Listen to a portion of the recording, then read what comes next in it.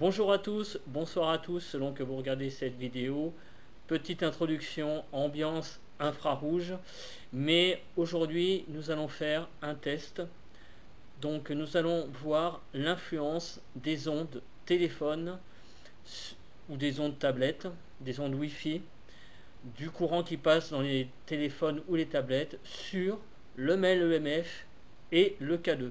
Donc nous allons voir aussi mettre en évidence la sensibilité du mail EMF et la sensibilité du K2. Voilà.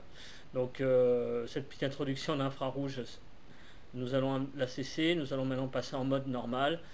Donc nous retrouvons avec le matériel disposé devant nous et nous allons commencer le test. Nous nous retrouvons donc devant le dispositif suivant. Donc cet auto-debunk sert à tenter d'expliquer le phénomène qu'il y a eu dans le lavoir, à savoir donc une pointe du mail à 3 milligauss et une pointe du mail à 4,8 milligauss. Une pointe que l'on a enregistrée, la deuxième, en s'apercevant qu'il y avait des téléphones d'allumés. Comment on s'en est aperçu? Tout simplement avec le déclenchement du K2 d'Hunter. Donc on s'est vraiment posé la question à ce moment-là, est-ce qu'il y avait des téléphones d'allumés? Et c'était le cas. Le mail est monté à 4,8, mais on sait par expérience que normalement le mail et le téléphone n'ont pas d'interaction parce que le mail est tout simplement un instrument qui est beaucoup moins sensible aux ondes. Donc là, ce que nous allons faire, c'est que nous allons voir en direct l'influence du téléphone et donc du mail EMF. Alors pourquoi j'ai mis une tablette en plus? C'est tout simplement pour pour générer des ondes supplémentaires. Là, il y a 3 appareils qui vont générer des ondes. Donc je pense que ça va être suffisant pour voir si ça a une influence sur le mail. Donc le mail, là vous le voyez, est à 0. Le K2 ne bouge pas et les 3 appareils sont en tension, mais ils sont tous en mode avion pour le moment. Donc ce que nous allons faire tout d'abord, nous allons vérifier que le mail est en état de fonctionnement, parce qu'évidemment, s'il reste à 0 tout le test et que je ne vous démontre pas que le mail fonctionne, ce test n'a strictement aucune valeur. Donc ce que je vais faire, c'est pas compliqué, je vais prendre le mail, je vais l'approcher du disjoncteur qu'il y a chez moi et je vais vous montrer qu'il y a des valeurs qui s'affichent. Donc je me dirige vers le disjoncteur. Voilà. Donc vous voyez, on s'approche des fusibles. Il y a du courant qui passe, puisque vous voyez que c'est allumé derrière moi. Et vous voyez ici, au niveau du disjoncteur général, que il y a des grosses valeurs qui s'affichent, puisque ça monte à des valeurs de 8,9 milligauss, qui sont des valeurs évidemment assez importantes, puisque beaucoup de courant passe dans cet appareil. Donc maintenant, qu'est-ce que nous allons faire? Nous allons voir ce qui se passe en mettant les appareils en tension. Donc je rajoute maintenant l'iPhone. Alors l'iPhone, mon iPhone est désactivé en termes de forfait et donc il ne fonctionne qu'en Wi-Fi. Voilà, donc là il est connecté en Wi-Fi et il fonctionne, puisque je vais me mettre sur Internet par exemple. Voilà, donc je vais me mettre sur Internet.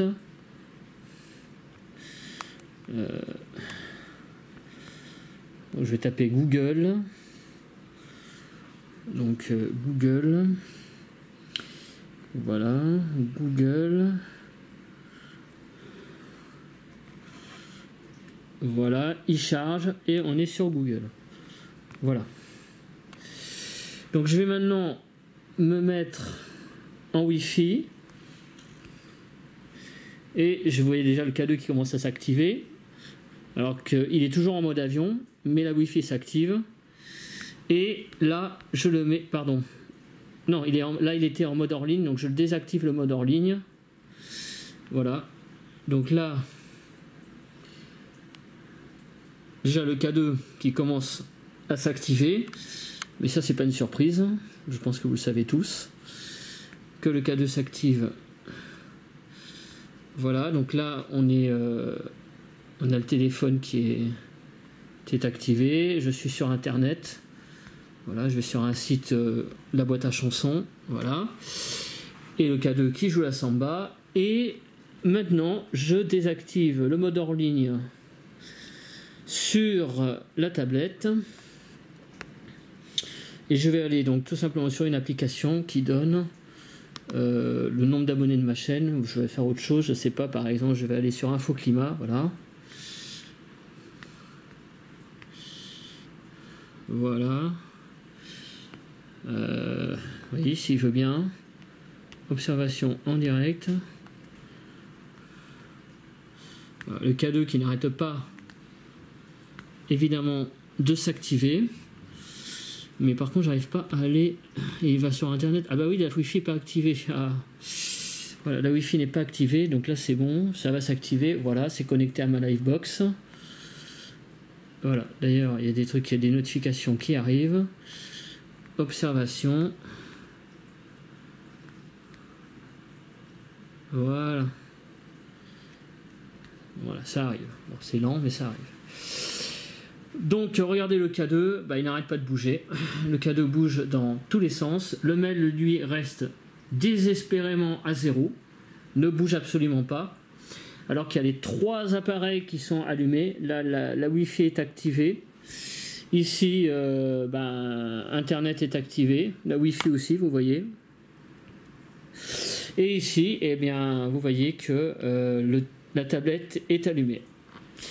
Donc le but de la tablette, c'est pas de tester la tablette versus le K2. Là, c'est surtout de tester l'iPhone versus le K2 et versus le mail. Donc qu'est-ce que vous voyez? Le mail reste désespérément à 0. Il ne bouge pas.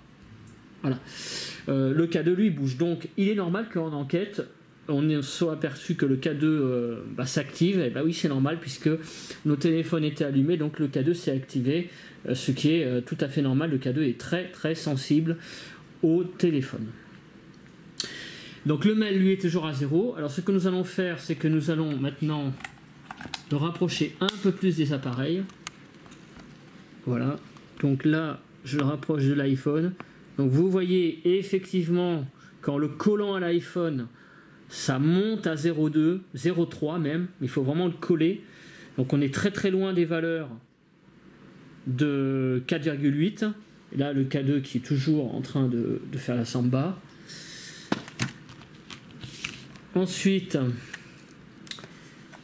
le Samsung, je le rapproche. J'avais pas cet appareil à l'époque, mais quand on rajoute un Samsung, effectivement les valeurs sont un peu plus élevées. Voilà, c'est 0. Ah, là ça monte à 5,4. Alors là, donc, effectivement, en le collant, vraiment en le collant, ça monte. Mais en étant éloigné, alors je vais recommencer à aller sur internet.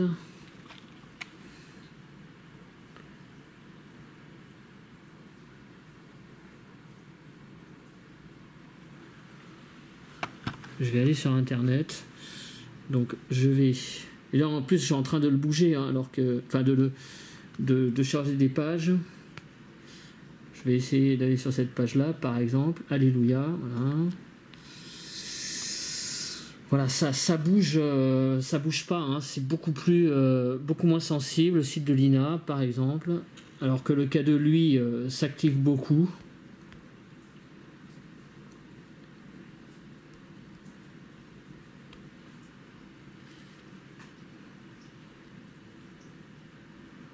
Voilà, donc vous voyez, ça bouge pas.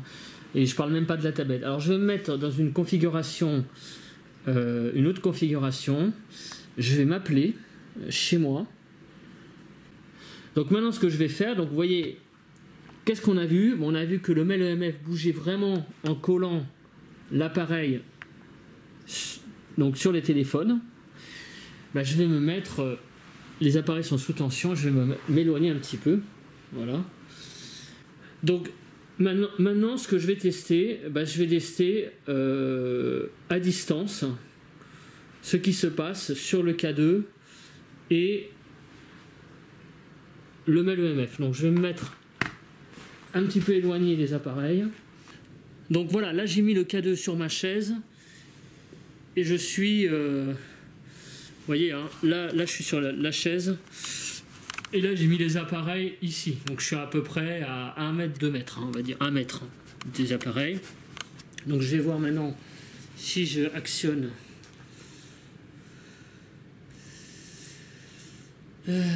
j'actionne les appareils. Donc là, je vais appeler chez moi avec le téléphone portable. Voilà, le K2 se déclenche, c'est normal.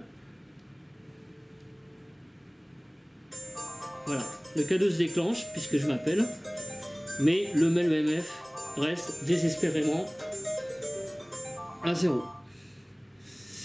Voilà. Voilà, donc là vous avez le mail qui est resté à 0, même en appelant. Et là je vais sur internet, voir ce que ça donne. Donc là je suis à peu près à 1 mètre. Hein. Voilà, là ça va sur internet. Donc vous voyez, le K2 se déclenche aussi. Ah, et je suis à... ouais, j'ai à peu près, il y a 1 mètre de distance. Hein. Donc la démonstration prouve que le mail EMF est beaucoup moins sensible que le K2, donc ça c'est un fait, et que il faut vraiment s'approcher des appareils pour que le mail EMF commence à avoir une légère pointe à 0,2, 0,3, mais pas 4,8. Après, évidemment, le doute subsiste quand même puisque les téléphones sont restés allumés, mais le fait quand même que la valeur soit de 4,8 reste quand même très surprenante puisque, comme vous l'avez vu, pour avoir des valeurs de 4,8, il faut en gros approcher le mail EMF d'un disjoncteur. Voilà. J'espère que vous avez apprécié cette vidéo test et que donc désormais, j'espère que pour beaucoup de gens, que l'appareil mail EMF et le K2, ça n'a rien à voir. Le K2, c'est vrai, c'est très sensible et il faut vraiment super faire attention avec cet appareil. Par contre, le mail EMF, lui, l'est beaucoup moins et peut être utilisé de manière beaucoup plus sûre, mais évidemment, il faut surtout ne pas le bouger parce que c'est son défaut principal. Mais quand il y a des fortes valeurs, quand on bouge pas et quand on met le mail devant la caméra, même si un téléphone allumé, eh bien, ça peut être quand même considéré comme assez troublant. Voilà. Donc, je vous souhaite à tous et à toutes une bonne soirée, bonne journée, bon après-midi, bonne semaine, bon week-end, selon vous regardez cette vidéo. Likez, partagez. Bye bye.